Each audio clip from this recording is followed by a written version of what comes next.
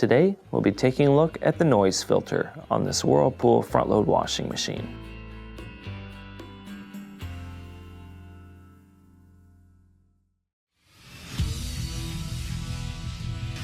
Be sure to visit ApplianceVideo.com, where you will find thousands of repair videos on the latest technology.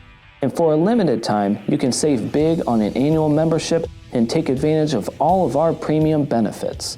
ApplianceVideo.com. Do it right the first time.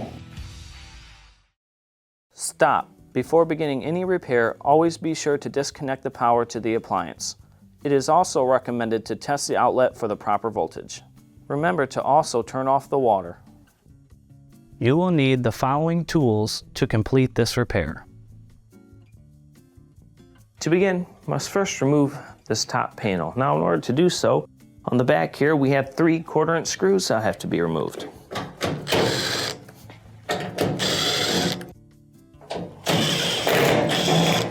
Let's take these out.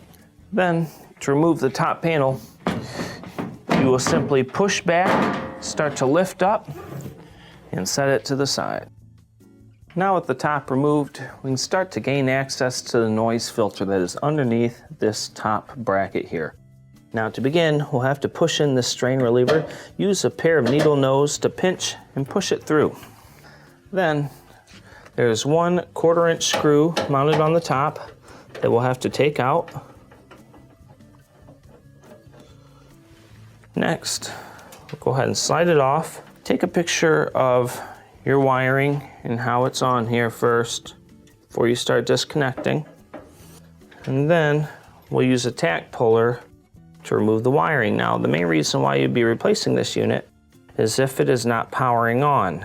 So your power cord comes into this side and then expels from this side. So in order to test it, what you'll want to do is you'll want to go from this terminal and this terminal and test for continuity with your ohm meter, as well as this terminal to this terminal and test for continuity with your ohm meter.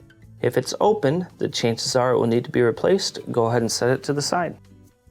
When installing your new noise filter, first you are going to plug in your actual Molex. And this can only go on one way.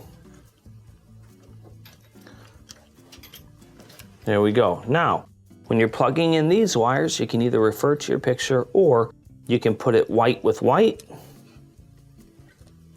black with black. And now let's go ahead and mount it back up here. Reinstall our 1/4-inch screw. Slide back in our strain reliever. Now we can reinstall the top. When reinstalling your top panel, you'll want to start it back a little ways, and you'll want the slotted portion to be on the front, the screw portion to be on the back. Drop it down and it'll stick out probably about a 1/4 inch. Drop it in, and finally, let's go ahead and reinstall the 3 screws.